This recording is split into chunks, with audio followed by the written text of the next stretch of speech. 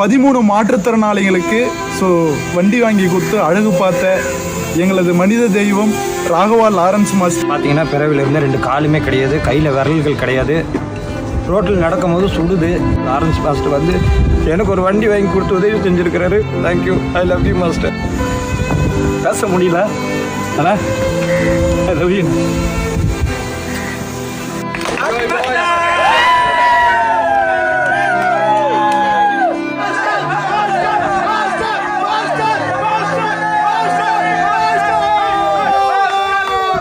வாழ்வோம், வாழ வைப்போம்.